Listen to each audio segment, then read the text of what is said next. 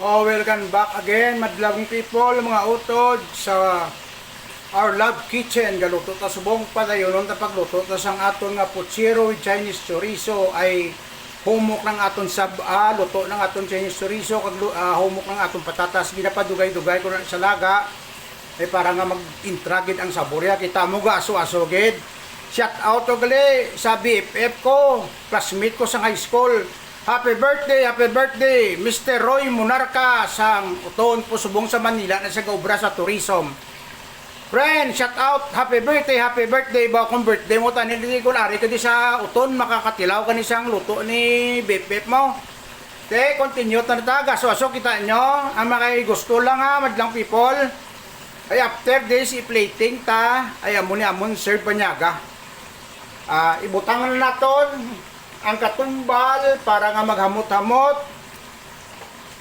ang sibuyas dahon or scallion, butang tanaw gasa na nabadlang people ha, kag ang pichay ay karon dugay-dugay i-plating ta kita yun sa may makauyon lang.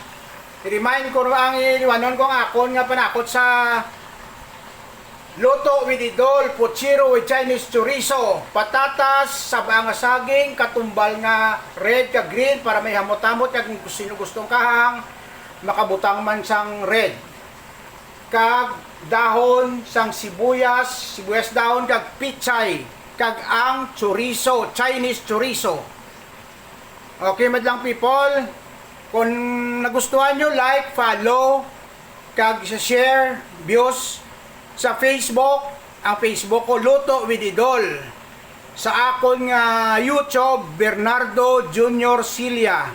Madlang people, mga utod, good morning. Shout out sa Uton National High School Batch 84, especially sa birthday boy, Mr. Roy Munarca.